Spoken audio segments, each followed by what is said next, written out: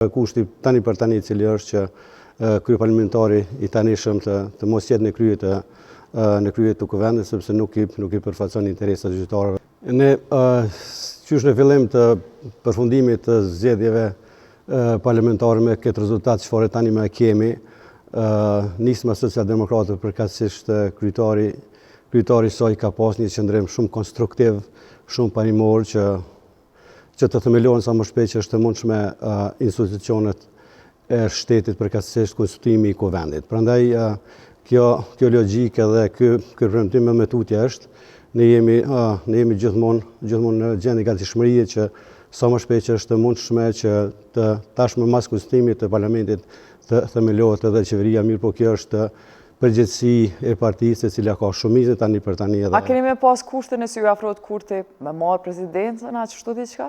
Jo, ne nuk kemi ende kushti tani për tani cili është që kryeparlamentari i tanishëm të mos jetë në krye të kuvendit, sepse nuk i përfaqëson interesat e qytetarëve dhe edhe ashtu nuk është një kryetar parlamenti kredibil.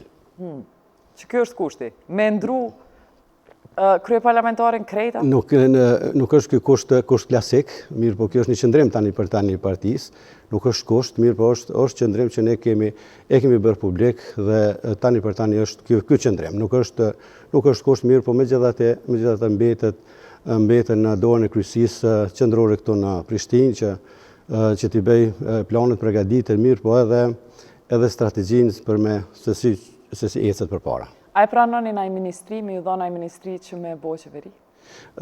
Tani për tani nuk kemi qëndrim të qartë rreth kësaj, nuk kemi ende. A kam filluar ndaj biseda hiç? Jo, nuk kemi biseda tani për tani, nuk kemi, mirë po ta shohim se çka do të prodhojë ardhmja. Më rëndësi është që të gjitha partitë politike, përkatësisht të gjithë liderët e këtyre partive të kenë një qëndrim konstruktiv, një qëndrim që e kanë parasysh gjithmonë të ardhmen e vendit dhe sa më shpejt që është e mundshme të themelohet qeveria, të ecin, të shkojnë përpara, sepse punët e cilat i kemi tani për tani nuk po presin dhe duhet sa më shpejt zgjidhje. E di unë që po të pyes ti ke fituar Malisheve, unë po të pyes për Prishtinë, po tu marr parasysh që je i vetmi kryetari i nismës që ke fitu.